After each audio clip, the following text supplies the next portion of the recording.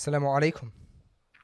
Wa alaikum assalam to you and everybody watching Dad's Dunya tonight, wherever you are in the world. Barakallahu feekum for tuning in. Anything else there, bro? Or you just fancy getting a bit brave today? Yeah, I thought I'd get a bit brave, give you a break, doing all these shows and stuff. Yeah, I appreciate that. Alhamdulillah. Mohammed, the topic of today's, the title of today's episode, which I very rudely gave you absolutely zero advance notice of, is can you train your children to become elite athletes? Now, I'll give you some insight into my brain here as to why I think this discussion may be relevant.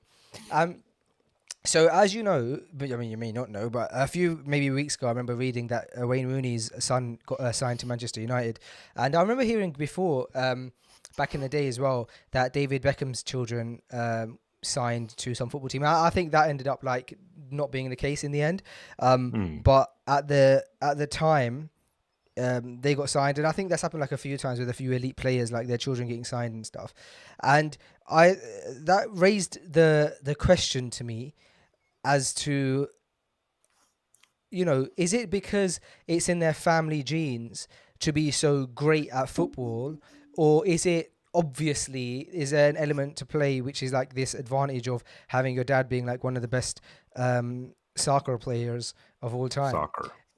And obviously the case, I mean, it doesn't take a genius to figure out that there would have been a helping hand in the fact that their parent has something something to do in this like elite sport.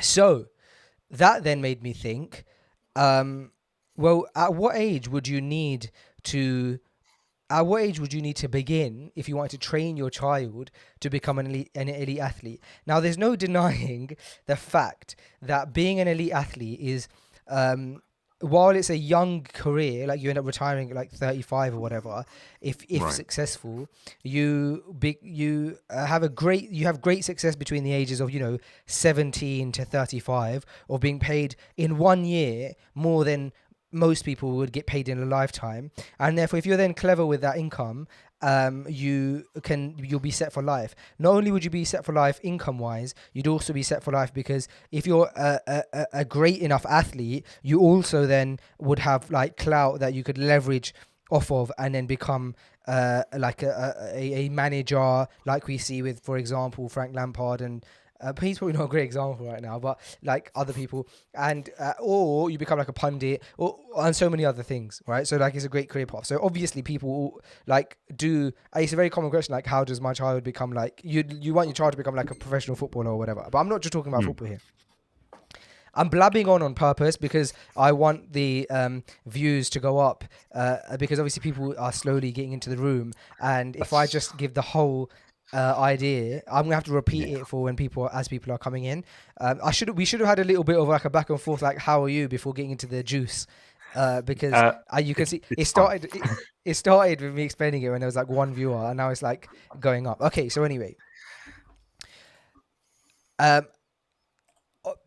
obvious advantages of your child becoming a professional athlete, right? Money, and security, and etc., etc., etc. Especially us as Muslims, like let's say for example we don't want to get a mortgage. It is very much so is helpful if you get signed for £30 million, that you can just put one of those millions into outright buying a house for your family for the rest of your life. You'd never need to buy another property, right? Like for £1 million you get quite a good property or like if you get signed for 30 mil, buy a few and your children are sorted. So we can see the obvious financial advantages, right? And also bearing in mind the fact that like for a lot of sports it's quite a halal job to have, right? Like let's say for example, if your son was to become a professional golfer, right? He becomes the next Tiger Woods. Like his aura is covered. He's playing a sport that's like, you can't really say there's many haram elements in it. Right. And then he's earning big bucks or like a Formula One. So I'm not just talking about football here. So now I think there are like people coming into the room. Let's pose the question. And the question is, at what age M raises a good question, which says, but we see today too many times that children are exploited, and I've been thinking about that as well. So we'll go and we'll have that discussion because we're going to be speaking for an hour. So there's all of these avenues and roads to go down, but we're just Okay. right now bringing the question forward. After 5 minutes of explaining it and waiting for people to come in the room, the question now comes: what age is the right age to begin training your child for a career as a professional athlete? Oh, you've gone straight into the deep end with And what is is it the right morally wrong? age. This is it. You're assuming that it's the right thing to do in the first place Yeah. by asking me what age. Um, let's I think think. let's assume that it's the right thing to do first so we can discuss the age thing, and then we can go Okay, into the obvious like issues backtrack. of like it being perhaps morally Okay, wrong. okay. It depends very. If I think straight away, really, because um, me not being an expert in any sport, you'd have to sort of familiarize and develop their sort of passion for it right at the start as soon as they're kids. Like if it was football, for example, I'd assume you want them to be literally involved with a football until your son's age, for example, or even younger. Have a football in the house, roll a football to them, play with a football, that kind of thing, just so they're familiar. Especially with like football and stuff, because any sort of skill takes years and years to develop, and it has to become sort of innate.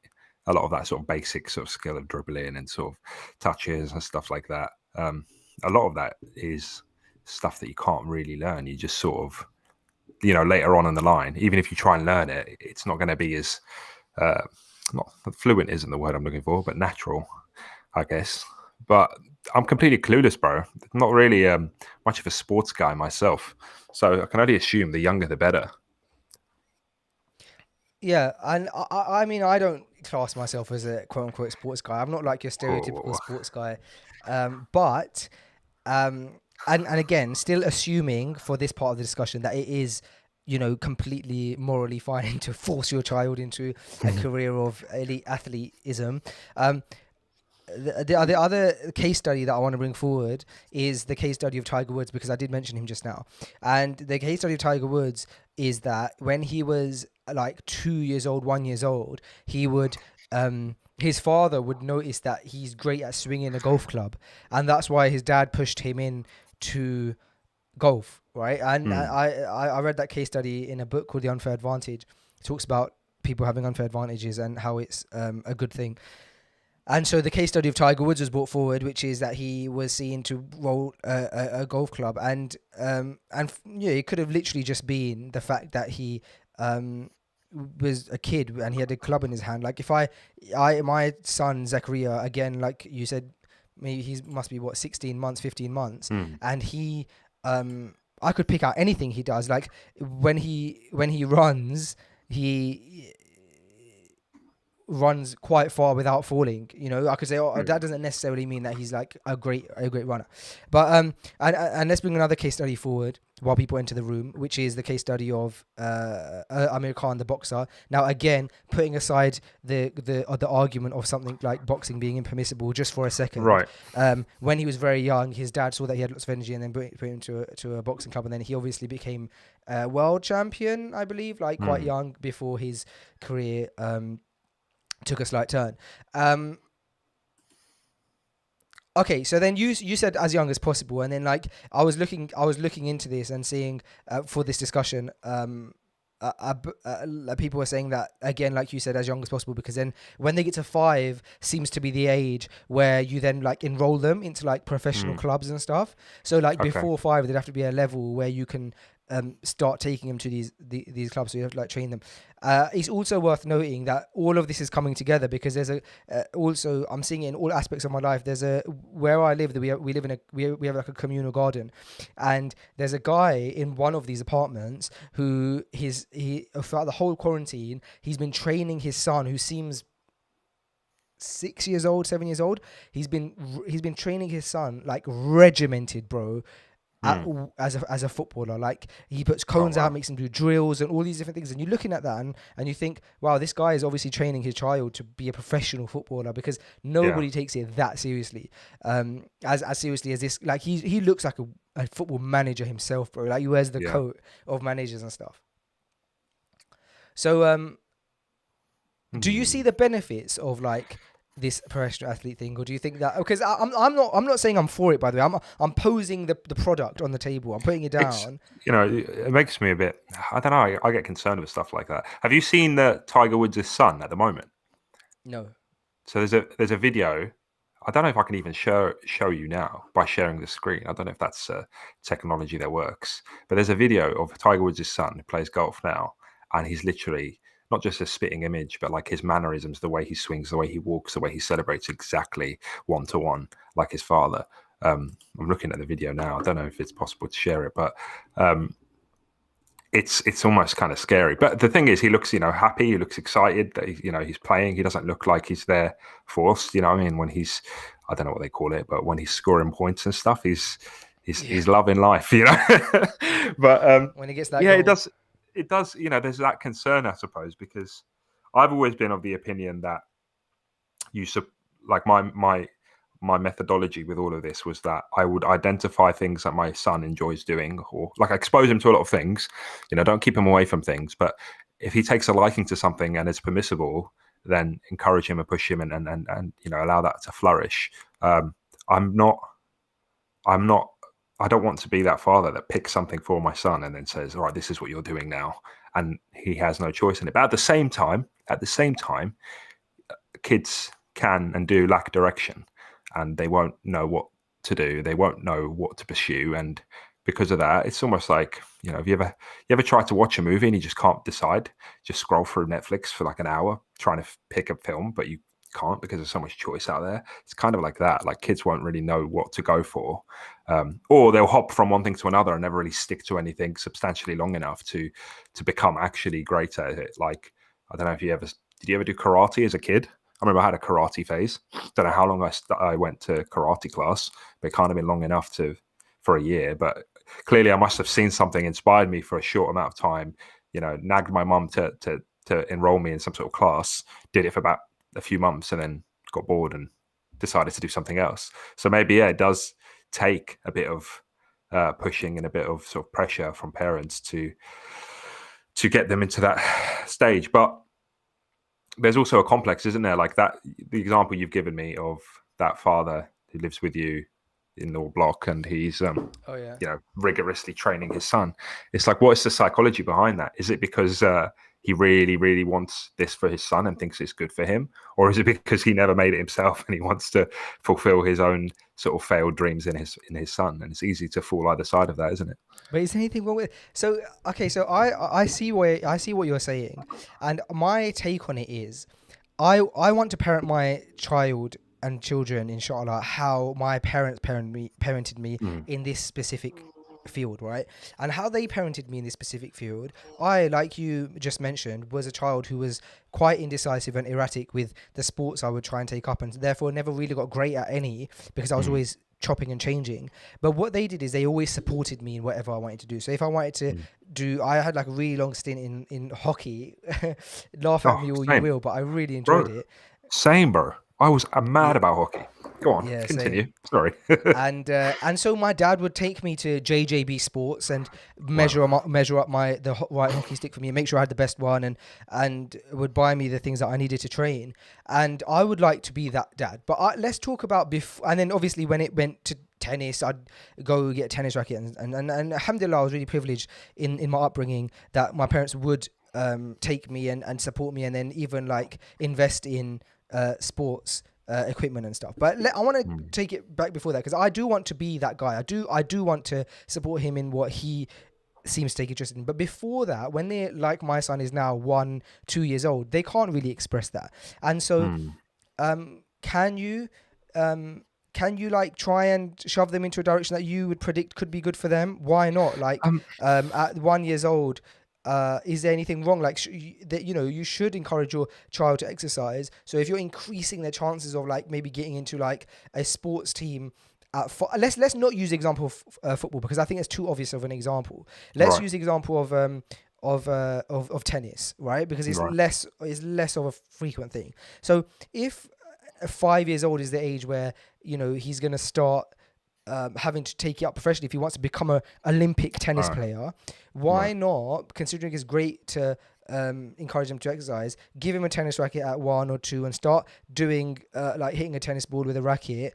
And then if at 5 he's against it and he's not passionate about it, instantly, bro, all right, fine, you're not passionate about it, I'm not going to be like, all right, now let's try cricket. No, but why not at 1 or 2, when you go out, just focus it on one sport and see if you can get competitive advantage, considering the benefits it could give him in life? Yeah, it's tough, bro. You've raised a tough sort of scenario here, because even so, like, because we spoke initially about the financial sort of benefit of getting to that stage, right? Yeah. And that's kind of, is that the end goal? Is the end goal the financial sort of stability that it's going to give them if they're really good? I suppose one of the things that led onto the started this discussion is like people discussing this idea of like buying. Like, let's assume that.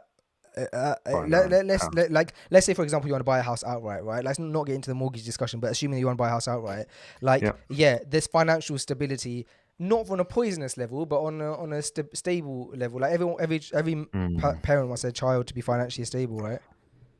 But I guess so. Although my approach to that is actually teaching them, or trying to teach them about finance from a young age. Like, that's, for me, the core thing that was missing from my life up until I got married, was being taught about money, as opposed to just being taught to go and work or go and get good grades. Like, I was getting paid from college, or maybe just before college is when I started getting some sort of income, a little part-time job or whatever. But yeah, there was this concept about saving, but there wasn't really this concept about money in general and what it meant, because maybe my parents weren't exposed to it in the same way. And, it's not their fault, but that's something I've learned now that I can pass on to them. And it's a lot more realistic, and a lot more, the lessons that you can be taught there are far more expansive than it is maybe putting my eggs in this basket of sport, where I think the concern for me is, yeah, sport, he could be an incredible athlete, but the risk that comes along with that is also the fame. It's not just the fortune that is along that way if he's really good, but the fame is really quite scary. And yeah, there's some amazing Muslim athletes right now. I remember you interviewing at least one of them. I remember Moeen Ali, and he just, I remember listening to that Freshly Grounded episode, and it was inspiring. But at the same time, I'm sure there's an arena there that he struggles to navigate through, and the spotlight and stuff. Allah seems to have blessed him, with quite some privacy. Not that much temptation. I mean, I don't really know how glamorous cricket is as a sport in terms, comparatively to like football and stuff.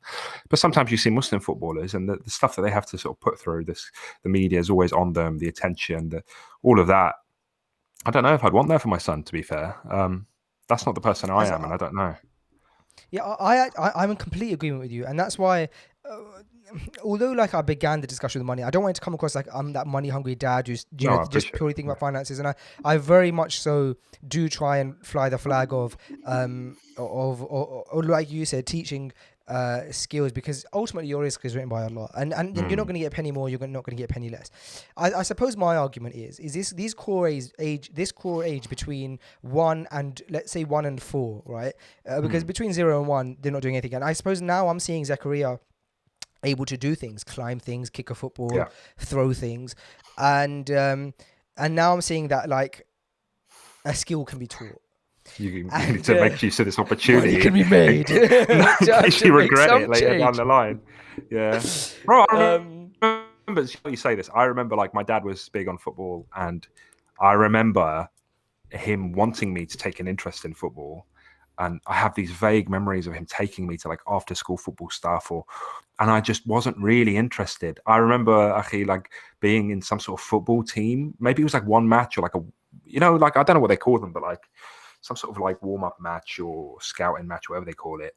I remember just doing roly-polies on the field because I wasn't interested. I just have this very vague memory of being like 4 years old doing roly-polies on the field because I didn't care. I wasn't really interested. Like, I remember there was this pressure. Like, my dad always wanted me to play football, and I wasn't interested. And he sort of, he's even to this day, he'll make some comments because obviously he's got grandkids now. And I remember with even my sister's got children that are older than mine, and her boys, like one of them was like playing for, I don't know, maybe like I think it was like Chelsea or something, like or scouted for some sort of young sort of. Anyway, he was in some sort of team, playing quite well professionally and all of that sort of stuff. And I remember my dad like making offhand comments like, "Oh, now I've got a son that plays football," sort of thing, because I never did and I never Oh was interested. no. Do you know what I mean? So all those years, it sort of stuck in his mind that he always wanted somebody that he could brag about in that sense. Um, Yeah. so yeah, maybe that's why I'm coming at it from that angle. But I suppose the reason I'm coming at it from the opposite, or not the opposite angle, because it seems like we're agreeing, but the an reason I'm coming at it from alternative this angle, the alternative yeah. angle is because Mhm. I understand the likelihood of um the child actually becoming an elite athlete is Yeah, so of course. is so small. Like even if they were trained between 1 and 4 to become an elite, it's not. There's so many elements that go into it, and I guess so. I guess I'm saying it's completely harmless to just like get them Mm, refined into one, for example, sport, when exercising is something that you have to do anyway with your child, because it's great to get them into that. of course. And perhaps there's two other psychological elements that now I'm digging deep into myself and wondering about why we're having this discussion, that perhaps come into it. One element is to back up what I just said about knowing how small the chances are.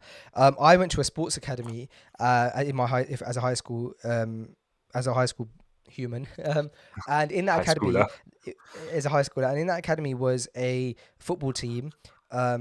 Academy. It was a football team academy, and so some of the I wasn't in the football team, obviously, but some of the students. So some of the students in our school were flown were in our school, regardless of Yeah. the area, because they were in this football academy. So as you know, like Fulham, Watford, all of these football teams have academies where they like these special children who are like assigned to this club. And so there was this, I think maybe a Premier League team perhaps who had their footballers in this school, and so they were in our classes, but they'd get special privileges, like they'd be able to train football during school hours, like for 2 hours, and then they'd have to stay after school to catch up with Mm. lessons and stuff like that.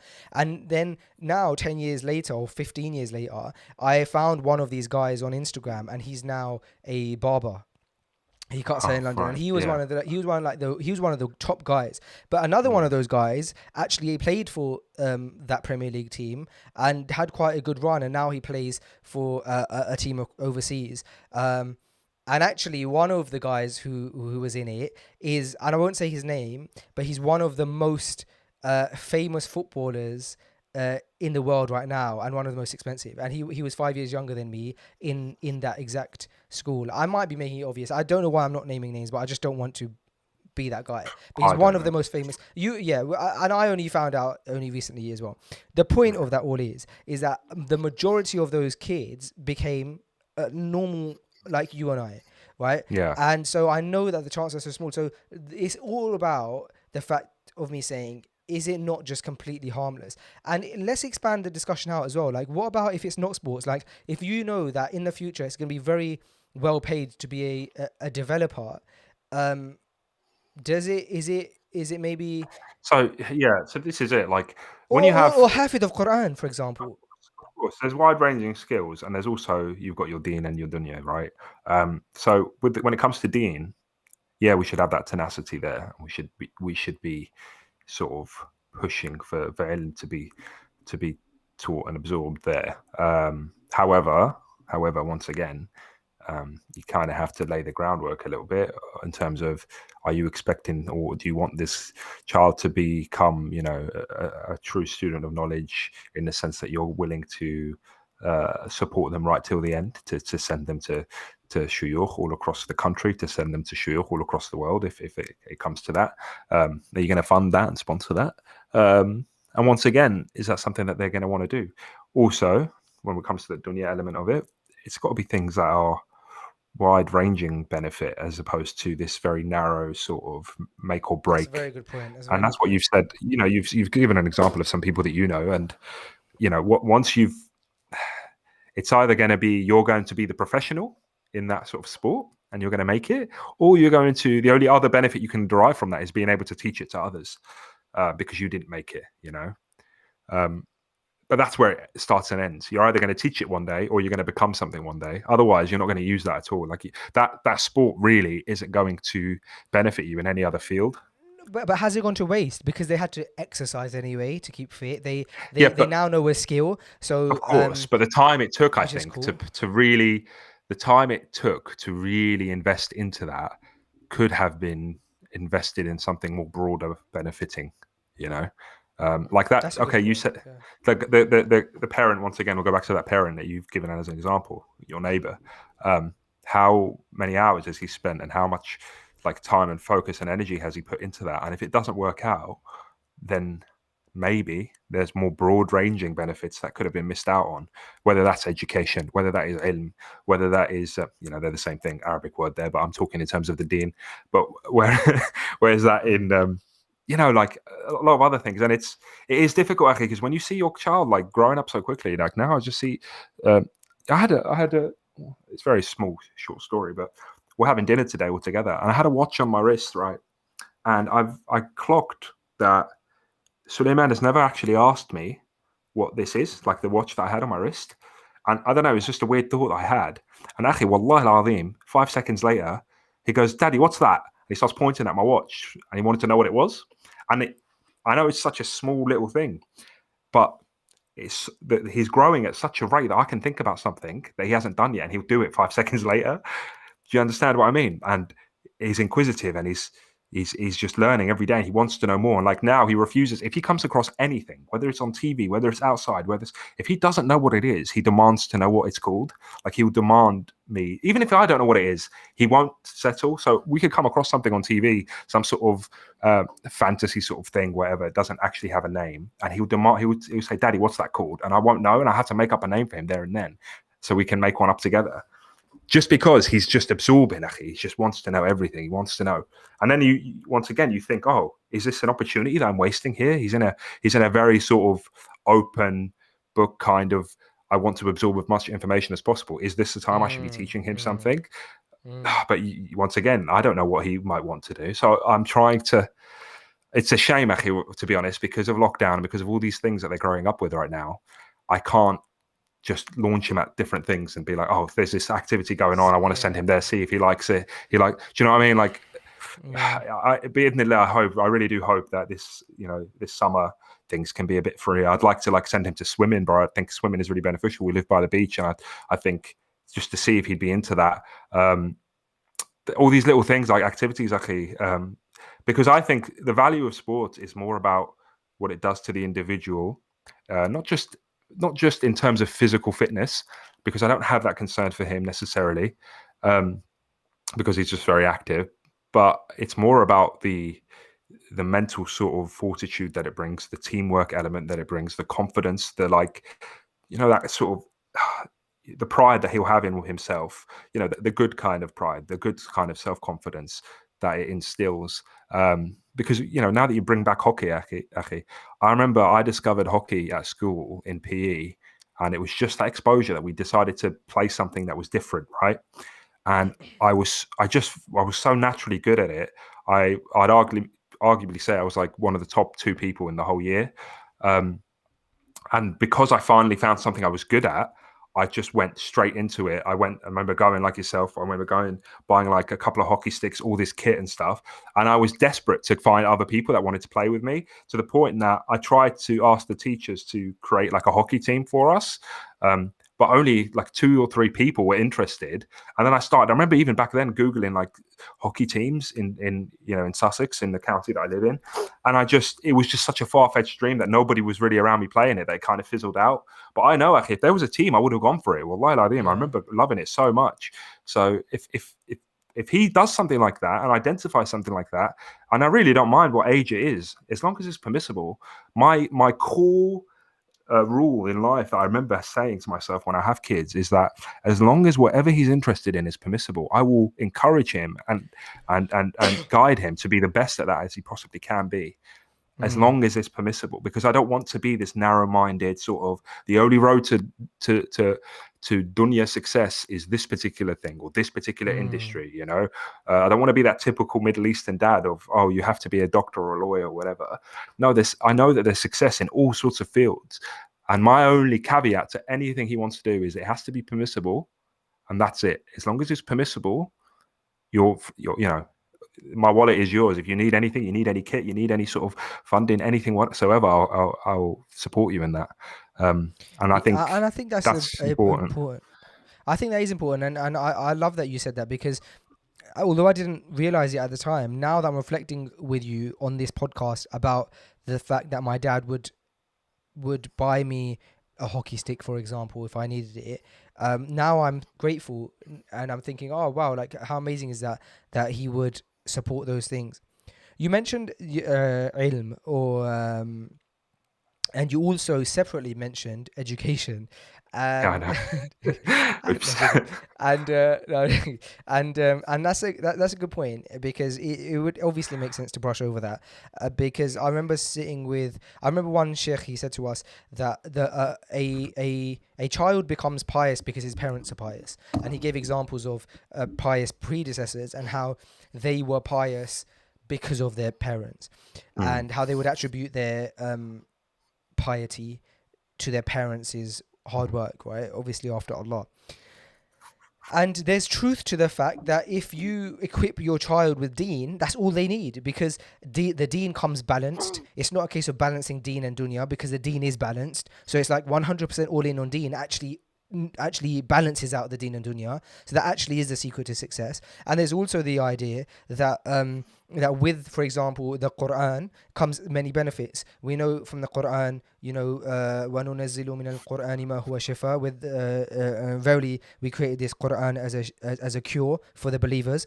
And so there's the cure element of the Quran. There's the element of the Quran bringing in barakah and rizq. And so knowing the Quran, reciting it regularly, memorizing it, can only benefit you in the next world, but also in this world. mm, And so maybe going all in on the religion. But I guess like my discussion was assuming that we already agree on that, which I know we do, because outside of that, of course, the person, like I said, does have to mm, exercise, right, and stuff like mm. that. And so um um yeah, and I guess I was contemplating the harmless nature of it. Let's go through some of the comments as well, that people are putting in. Um, we've got a comment here Let me see your that children's jobs. says, "What do you see your children? What do you see your children's jobs?" And again, I think that is again far fetched, because I agree with you. Like Mm, whatever field or whatever job my child runs, as long as it's halal, I will really do my best to support him in it, yeah, yeah. or them in it. And Hom Tanks says, Thanks. yeah, says there's only one thing we can agree on, which is never entertainment industry, music and movies. And I agree with that. That's a point that I wanted to bring up, that Hom Tanks said there, because you do hear of these people like the Justin Biebers and all of those guys about how Yeah, when they're pushed into fame at a young age because they have a talent, they can go like crazy. But that's why I do agree that pushing your child into fame, of course, bad idea. But yeah. um but but pushing them into a sport, I see a bit different, because the people that I have known, again, I know a very limited amount of people, but through, for example, the school, there was another guy who became a really good friend of mine, and he was like tipped to be represent Great Britain in the in table tennis, right? Right. And he never ended up making it. But his whole life up to that age of, at that point we would have been like 15, was just really being pushed into table tennis, table tennis, table tennis. He was doing all these competitions competitively, but he never really, not that I can remember, mentioned to me that his life became depressing because he was pushed so much into this sport that, like, Mm. he hated it, or he went out of control. I feel like that, does that only come with maybe pushing your children to like a really poisonous life like fame and entertainment? Perhaps it doesn't come from sport. I don't know. I I don't know. mean, it's difficult. I remember, like, I've got a cousin. He grew up in the UAE, and I remember that my auntie and her husband would always push him to do sports and stuff. And I remember him being all part of all sorts of football teams, all sorts of stuff. And I realized, actually, because now that he's at college in America, that was mainly the motive was like getting a scholarship and stuff like that. And I know that there's that sort of discourse of going into sports so much that you either make it in the sport or you get a scholarship into free a school. place of education. Yeah. So Mm. I suppose in America, yeah, definitely they're going to have that kind of benefit, and maybe that's why sports is really sort of encouraging stuff, especially for um, you know families from that may be underprivileged and stuff and haven't got the finances maybe to afford tuition later on. And there's these like scholarships available for those that pursue sports teams and stuff. So yeah, that maybe that's a part of the discourse as well. Whether that's worldwide or not, I don't know. It'd be interesting to speak to all these people now, especially the ones that made it big. Was this always what you wanted to Mm. do? Mm. Is this, do you recall when this kind of started? Is it because you took an interest? Is it because your family were trying to push you? How did you feel? Like that's my sort of question mark on all of this, because to be honest, it could be natural. It could be a natural love that they develop for it, because it's that maybe a father-son relationship or father-daughter relationship or whatever you want to call it, where like they perform well at something. We're there encouraging them and supporting them and complimenting them, like we spoke about last episode. We're giving that positive energy to them, and they're feeding off that, because it's not the sport that they're actually in love with. It's the attention you're giving them and the feedback you're giving them that they adore. Because they could score a goal in private and no one's going to know, but if they do it in front of you and you're there watching, that's what means the world to them. It's like they're making you proud in a particular way. And maybe that's what it is deep down. It's about, oh, I'm doing this not for the money, not for the fame, not for the crowd. I'm doing this for the people that I love, because I know they'll be proud. And maybe that's the story, actually. Maybe that is deep down. That's the psychology behind it all. Yeah, I don't. Yeah, I know. I agree with you. I agree with you. I'm just Yeah. thinking if there's anything wrong with that. Which, No. yeah, you're right though. It makes sense to have this discussion. It makes sense to bring somebody into this discussion who's gone through that journey. I've not gone through the journey of ever being like amazing at a sport and as a Mm. child, and therefore we can only speak from the outside perspective, and as typical dads who like, oh, my son's going to be a footballer. No, not that I do want him to be necessarily a footballer, but I would love Did, I would did love you to hear. did, did you ever have a sports day where your parents came to watch you?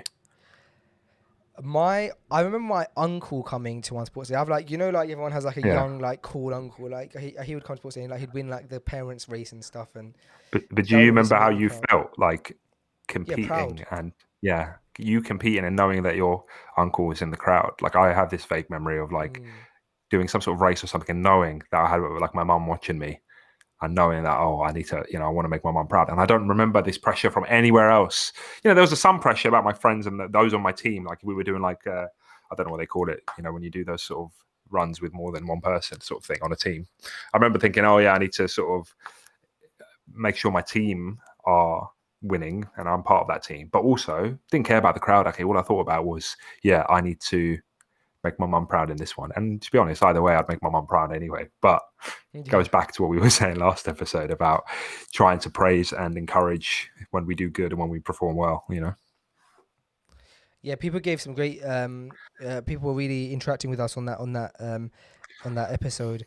And for those of you guys right now in the chat, let's get your opinion. Like, what do you think about this whole like discussion of, um, yeah, quote unquote, training your child to become an elite athlete from a young age? Is it morally wrong? Is it morally right? Is it harmless? What age? And all of those kind of discussions. If you are watching, we're currently on 22 likes. Let's increase that. Let's see if we can get 30 likes, another 8 in the next few seconds, to support the algorithm, of This YouTube. is the age though, isn't it? This is the age that kids will just get involved in anything that you're doing anyway. I'm sure if you start skipping outside, your son's going to want to come and join you. He probably already does, you know. And I know that my son being here, like when my wife's in the kitchen, he just wants to get involved. And now that she allows him and encourages him to get involved, he absolutely loves it. He's got like a chef's hat, an apron, everything with his name on it and stuff. And he takes photos of the things he makes. And that is encouraging to him. And I fully supported that. I was like, yo, that's an opportunity. If he's enjoying this cooking thing, man, let him be, 5-star, whatever, Michelin chef. I don't mind. It's all good. You're right, looking so confused. Yeah, no, yeah, you're right. That's a very good point. I'm just thinking, like, I've never reflected on whether my son does something because he's seen us do it, and that's such a good point. But he will start to. You'll be in the middle of doing something and he'll want to just ask you and get involved in whatever it is you're doing. Like, Mm. actually, I'm sure, look, I'm sure, you probably spent some time editing on the computer. maybe not maybe that much, but especially lately. And I'm sure he'll probably, if he doesn't do it already, soon enough, he'll come up, sit on your lap, and just ask you what you're doing, and start trying to.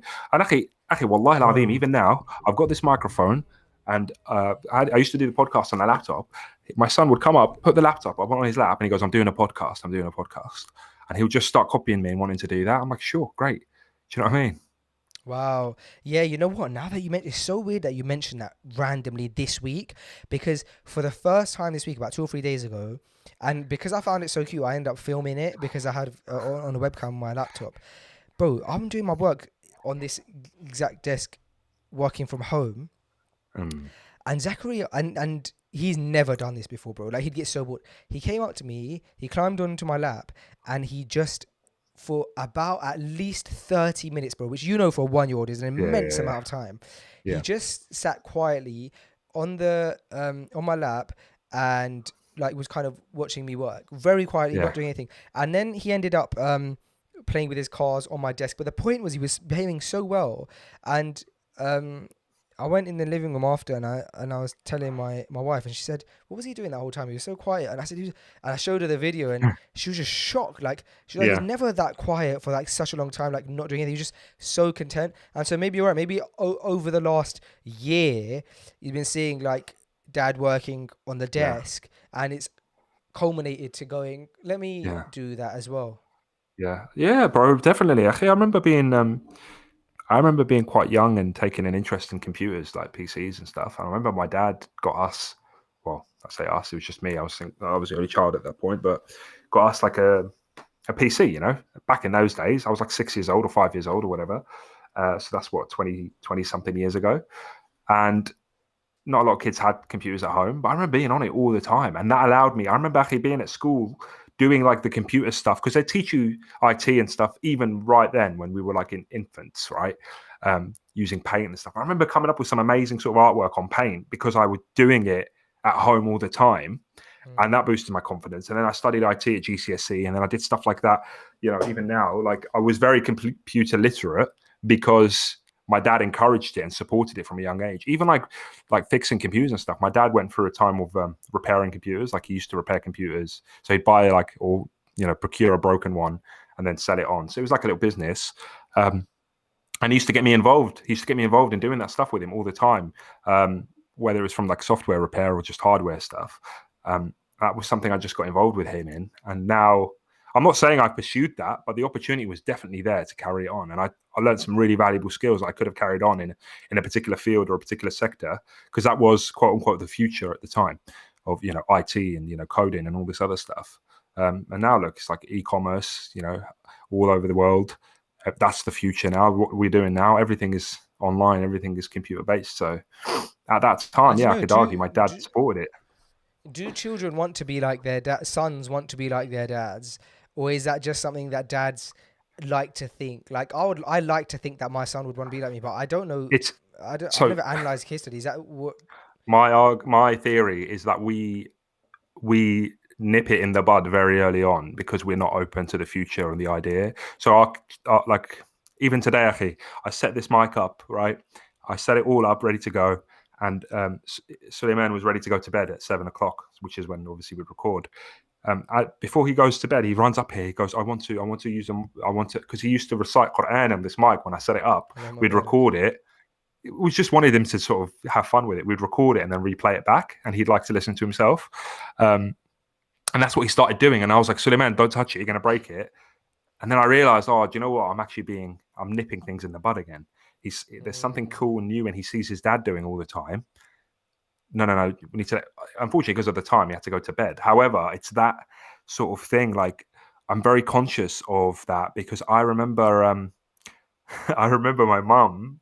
I remember being young and wanting to help my mum in the kitchen, and my mum would say, "No, you're just going to make it more difficult." And that being nipped in the bud, nipped in the bud. And then when I was older and I was able to help, my mum would ask me, help me in the kitchen, and I would say no. And then I would realize like we would have this discussion that it's because when I Wow. was younger, it was cut off. So when I was older, I had no interest because I never developed, because maybe I was blocked off. That's We, amazing. you know, So your son will come up to you, maybe sooner or later, start tapping on your laptop computer, and your instinct will be, "Oh no, get away from there! You're going to break something, Yeah, whatever." you're right. You're But right. You're right. Wow. what you need to force yourself to try and do is put something on for him on that laptop or computer, and be like, or sit next to him and be like, "Hey, go on, show me what you can do." Bring up something, even if it's like Microsoft Word, actually, and he's just tapping, writing random gibberish. There you go. He's started his first step of learning a skill instead of you going, "Oh no, that's wrong." And then psychologically in his head, he's like, "Oh, that's wrong. I can't do that. That's naughty." You know. Wow. So Yeah. that's a theory. Even like That's my something theory like, anyway. because I do that. If he's smashing the keyboard, I'm like, no, don't do that. But something as easy as disconnecting that keyboard from the laptop, so that no matter what he presses, he thinks he's pressing something, but it's not affecting the laptop. It's easy to do. I could just disconnect it via Bluetooth, and then that way, whatever he presses is not going to affect anything. But at least I'm not stopping it, and I do stop it. I am a loser. It's You're hard, right. because that's your natural instinct is to be like, no, you're going to break that or get away from that or Yeah. don't do that. And then I realized, like, this is it. I am actually inhibiting his performance and his learning Wow. because he's taken an interest naturally onto something. It doesn't matter what it is. And because I'm so focused on the here and now, I'm like, no, he's going to break that. I'm trying really hard to I still make mistakes. Like I said today, I made a mistake. He came up to this mic, and instead of giving him the because I set it up 20 minutes early, instead of giving him 5 minutes to just record something on the mic and learn something new, I took him away from it and I said, "Oh no, you're going to break it." When actually, no, he wasn't going to break it because I was right here next to him. But that's our instinct. Yeah, that's our instinct, is to put him away. I remember Sam, man like Sam, put up an Instagram story of his son cutting his hair, and his son is tiny at the time, but he gave his son the clippers and allowed him to sort of cut his hair, or at least try. And that was once again reinforced this sort of thing to me, because you can imagine how precious Sam is about his tools and his equipment. That's what he does. Yeah. That's his life, and then to allow and also his own hair at the same time, and to Yeah. allow Yeah. his son to just do something or try something. That's it. That's like, wow, there you go. That's encouragement to a T. Yeah. Wow. Yeah. Of course. Of course. Mm. The one thing I did the other day is, so as you can imagine, it's not very safe to allow your child to climb on top of the kitchen worktop with all of the things that could go wrong, right? And I don't know why. It wasn't because I was trying to be an encouraging dad. I'm not going to try and paint myself as a great dad in that way, but I let him, right? I in fact, like, he was trying to kind of get on it. Obviously, it's impossible because it's so high, but I picked him up and I saw what he was trying to do, and I put him on the counter because I was right there. And the biggest smile went across his face when he reached that counter. Yeah. And I thought to myself, how nice is it to see that he's so happy? And sometimes you're like, oh, what can I do to occupy my kids? Because like they're just crying and screaming because they're bored. And something as easy as getting on top of that counter and exploring the counter, a new part of the house that he's never explored. He was so happy, and I was right there. And so, yes, technically he could have, I don't know, grabbed something or pressed a button, but I was right there, and it's impossible that he could have done something unsafe before I would have clocked. I had my full attention. I was right there, but I just let go of him and let him be there, and he loved it. And I guess what you're saying aligns with that, which is he wanted to do something, and rather than me going, "Oh no, that's dangerous," just allowing him to do it and just You're being there there to for monitor. him. Yeah. You're there to monitor. Yeah. And we are the biggest inhibitors, actually, to our children's development sometimes, I guess. It's amazing that you even mentioned that. It's such an amazing point. We got some comments here before we round up. Got about 12 mins left. Amuna says, I believe you can train your child to do anything. However, I agree with Mohammed. It's more about seeing what your son/daughter is drawn to and encouraging that. Yeah, great point. And also amazing to see people agreeing with Mohammed and not necessarily seeing the same for me. HH says every child needs to develop these fundamental traits in order to have good emotional intelligence. Optimism, confidence, tenacity, and enthusiasm. I love that word. What's the definition of tenacity? It's like almost like perseverance. Like you continue, you don't give up. Like you just keep pushing forwards. Tenacity is very important, I guess, because once again, we are we inhibit that straight away. They try something, we're like, no, don't do it, you're going to break it, when actually we need to keep pushing and we need to encourage and stuff like that, Yeah, he says that this is known as the new psychological capital. So every child needs to develop these fundamental traits in order to have a good emotional intelligence. Optimism, great. Confidence, yeah, great. Tenacity and enthusiasm. Yeah, and I suppose we can kill their enthusiasm very quickly by doing the things that we were just mentioning, by like stopping it. Mo says it's all about having the right support as a child. No one becomes a pro athlete without guidance or encouragement as a child. Yeah, agreed. Like at such a sensitive age, not providing constant encouragement to a child, which is what we were talking about last week, the praise and the encouragement, not providing that it can be detrimental in anything, even in their in just their confidence as a person. You know, I think it's so important to support your child with again, like with what their personality seems to be. So if your child is naturally introverted, for example, not seeing that as a disadvantage, but actually seeing that as an advantage, and catering their your encouragement towards them according to their personality. And then you may have another child who's extroverted, and catering your encouragement and help to them in that way. And again, that kind of goes towards that book that I mentioned that I read this week, which is called The Unfair Advantage. And the whole point of the book was everybody's born with an unfair advantage, a talent, a skill of some sort, and you should utilize that, right? Like if you're born a person who's born tall has an unfair advantage to become a pro basketball player more than a person who is not tall. That doesn't mean to say that the person who's not tall is not going to become a basketball player. It just means that the person who's tall does have an unfair advantage. And so if your child is introverted, they have an unfair advantage in many things that are easier for an introverted person, and likewise an extroverted one. So yeah, you have to adapt your encouragement and stuff, I guess. Oh gosh, an hour of looking in this direction at you and the screen really affects my neck now that I'm moving it this way. I almost want to just stay like this now because it's giving me a great stretch.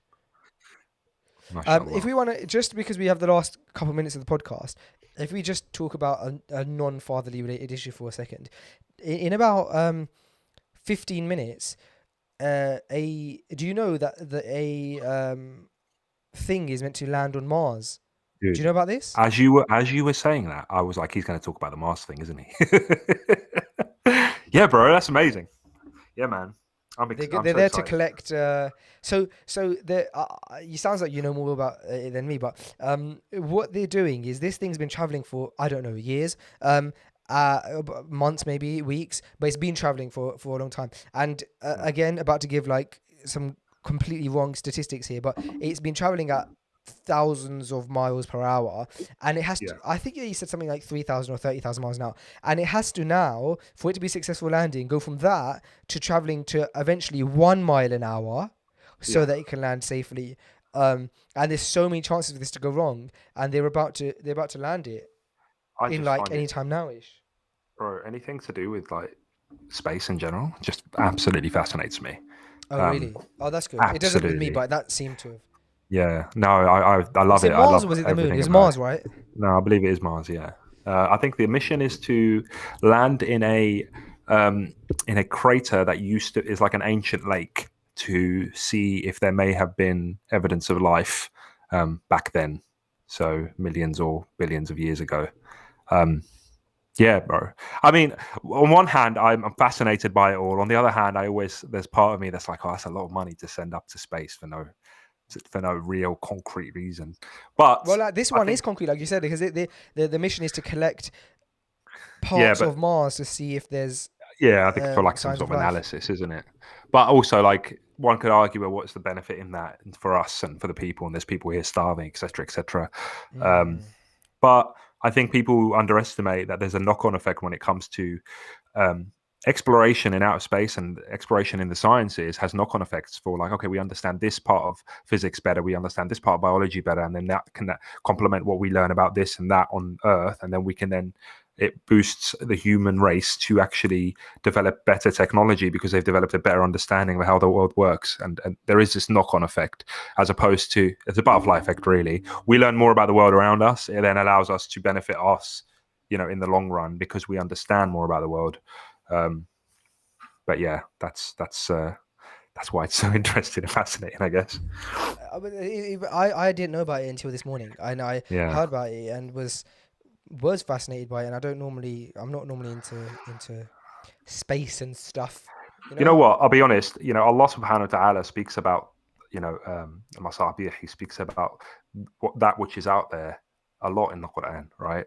And you have to remember that at the time of the Prophet sallallahu alaihi wasallam, and there was no, none of this light pollution, akhi, none of this sort of, interference that we have this day and age.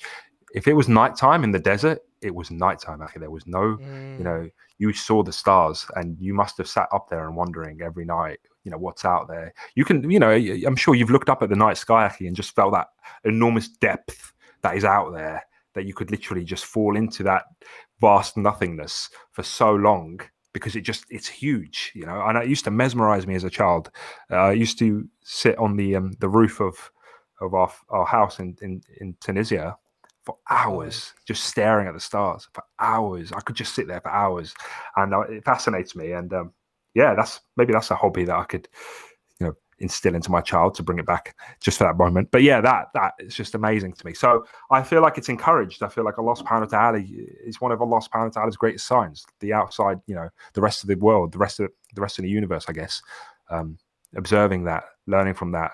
Because for me, it was that vast greatness, the magnitude of everything else that is out there. And subhanAllah, Allah created all of that, and is bigger than all of that, and is more powerful than all of that.